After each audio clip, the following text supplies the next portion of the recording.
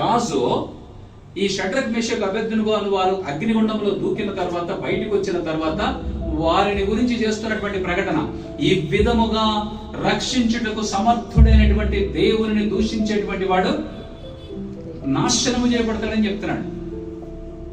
అంటే నీ విశ్వాసము లోకములో ఉన్నటువంటి అధికారులను, రాజులను మార్చగలిగేటువంటి విశ్వాసము కలిగి ఉండాలి. నీ విశ్వాసం కౌన్సిలర్ని మార్చగలుగుతుందా? మన విశ్వాసం మన కుటుంబ సభ్యులను మార్చలేకపోతుందండి. మన విశ్వాసం మన బంధువులు మార్చలేకపోతుంది. ఇంకా రాజులు ఎప్పుడు మారుస్తావు? ఆ స్థాయి విశ్వాసంలోనికి నువ్వు రావాలని కదా దేవుడు ఆశపడుతున్నాడు. మరి మనం ఆ ఆశను నెరవేర్చేటువంటి ప్రయత్నం కొరకు ఎప్పుడు ప్రయాసపడుతున్నావు? ఏం చేస్తున్నావు అసలు? నువ్వు ఆశపడినవన్నీ దేవుడు నీకు ఇస్తున్నాడు. దేవుడు నీ నుండి ఆశ కలిగి ఉన్నాడు.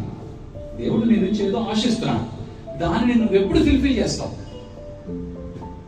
నీ అనుదిన ఆహారం నీకు ఇస్తున్నాడు, నీటిని ఇస్తున్నాడు, నీకు సౌకర్యాన్ని ఇచ్చాడు, ఆరోగ్యాన్ని ఇచ్చాడు, అన్ని నీకు ఇచ్చాడు. నువ్వు అడిగినవన్నీ ఇస్తున్నాడు.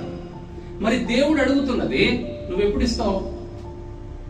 అసలు దేవుడు ఏం అడుగుతున్నాడో నీకు అసలు గ్రహింపులకు ఎందుకు ఉండట్లేదు? నువ్వు ఆలోచిస్తే లెగగానే, దేవా ఈ రోజు నువ్వు నా నుంచి ఏం ఆశిస్తున్నావు? నువ్వు లెగగానే ఏమడుగుతావు? ప్రభువా ఈ రోజు మమ్మల్ని కాపాడండి, మమ్మల్ని కాయండి, మా అనుదిన ఆహారం మాకు ఇవ్వండి. నువ్వు తినకుండా ఉన్న రోజు ఏది చెప్పు అసలు? ప్రతిరోజు తింటూనే ఉన్నావు కదా. ఒక పూట తిండి లేకపోతే ఏమైంది? ప్రభువా ఈ రోజు నేను మీ కొరకు ఏం చేయాలి? ఈ రోజు నేను మీ కొరకు ఏం చేస్తే మీరు సంతోషిస్తారు? మన ఆలోచనకి, మనం చేస్తున్నటువంటి పనులకి ఉన్నటువంటి వ్యత్యాసాన్ని మనం గుర్తించాలి. కార్య ఆరంభము కంటే కార్యాంతము మేలు అని చెప్తున్నాడు. క్రీస్తులోనికి వచ్చామనంటే క్రైస్తవులుగా జీవిస్తామని వచ్చాం. క్రైస్తవునికి బాధ్యతలు ఉన్నాయి. క్రైస్తవుడు దీవెనల కొరకు మాత్రమే దేవుని దగ్గరికి రాకూడదు, బాధ్యతలు కూడా నిర్వర్తించేటట్లుగా రా. అసలు ఆ బాధ్యతలు ఏంటో నీకు అనవసరం. పని జరిగితే చాలంతే, నీకు కావాల్సింది జరిగిపోవాలంతే. కానీ నీకు కావలసింది జరిగిన తర్వాత అయినా దేవుని కొరకు బాధ్యతగా నువ్వు చేసేటువంటి ప్రయత్నం ఏదైనా కనపడుతుందా? చాలా మంది క్రైస్తవ జీవితాల్లోకి వచ్చిన తర్వాత క్రీస్తుని ప్రకటించడం ద్వారా సాతాను యొక్క భయంకరమైనటువంటి ఉగ్రతలకు గురై నాశనం అయిపోయే జీవితాలు.